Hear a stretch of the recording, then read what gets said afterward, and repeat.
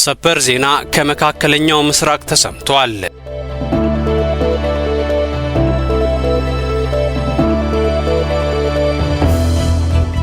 ሆርሙዝ ወሽመጥ ለሁሉም የንግድ መርከቦች ክፍት መደረጉን ዛሬ ኢራን አስታውቃለች። በሊባኖስና እስራኤል መካከል የተደረገውን የተኩስ አቁም ስምምነት ተከትሎ የሆርሙዝ ወሽመጥ ለሁሉም የንግድ መርከቦች ክፍት መደረጉን የኢራኑ የውጭ ጉዳይ ሚኒስትር አባስ አራግቺ ተናግረዋል። ይህንን ተከትሎ በዓለም የነዳጅ ዋጋ ላይ የ11 በመቶ ለውጥ የታየ ሲሆን በርካታ ሀገራት ለዚህ ስምምነት መደረስ የተደረጉ ጥረቶችን እያመሰገኑ ይገኛሉ።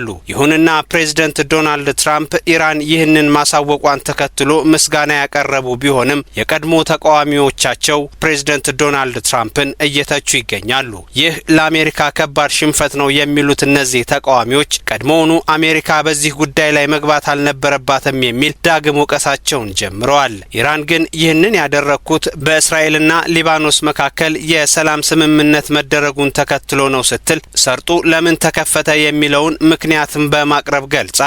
አሜሪካና ኢራን ቀደም ባለው ድርድራቸው ኢራን የሚደረሰው የተኩስ አቁም ስምምነት ሊባኖስንም እንዲያካትት የጠየቀች ቢሆንም የእስራኤሉ ጠቅላይ ሚኒስትር ቤንያሚን ኔታንያሁ የተኩስ አቁም ስምምነቱ ሊባኖስን አያካትትም በማለታቸውና ሄዝቦላን እመታለሁ በሚል የሚያደርሱት የአየር ጥቃት በርካቶች ላይ ጉዳት እያደረሰ እንደነበር የሚታወስ ነው። አሁን ላይ ግን ይህ የተኩስ አቁም ስምምነት ለ10 ቀናት መፈቀዱን ተከትሎ የሆርሙዝ ወሽመጥ ለሁሉም የንግድ መርከቦች ክፍት ተደርጓል። በርካታ ሊባኖሳውያን በዚህ የአየር ጥቃት የተገደሉ ቢሆንም ድሉ ግን የኢራንና የሂዝቦላ ተደርጎ ተወስዷል። በዚህም የፕሬዝዳንት ዶናልድ ትራምፕ ተቃዋሚዎችና የጠቅላይ ሚኒስትር ቤንያሚን ኔታንያሁ ተቺዎች ኢራን አሸንፋለች የሚል ሐሳባቸውን እየሰነዘሩ ይገኛሉ።